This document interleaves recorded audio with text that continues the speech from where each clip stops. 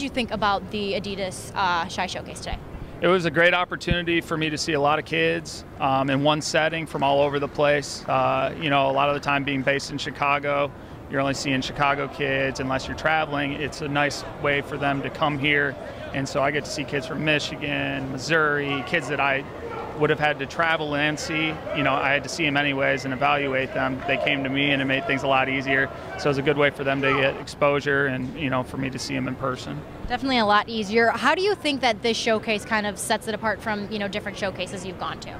I think the talent level, there's a high level of talent here. There's some named kids, but there's also kids who not necessarily, you know, big offer kids and everything like that, but will be in the future.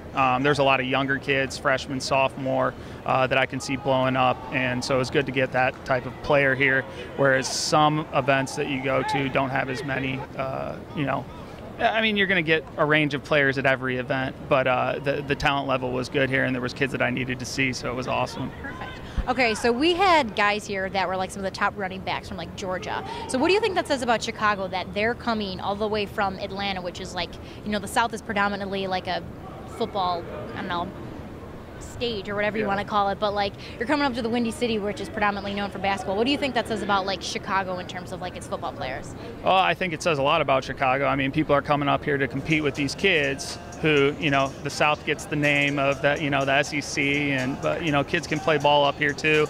It's fun to watch the guys that I get to see all the time compete against these guys from other areas, and you know, they held their own, and you know, they did a really good job, and you know, just the Midwest football in general with the 7-on-7, and you know, there's great high school coaches. You know, football's only going to get better here, and it's nice to have events like this because there is no spring football, you know, in Chicago. So these guys are coming up to compete. They get to see all the schools that we have in the Midwest, and you know, it's a good deal for everybody.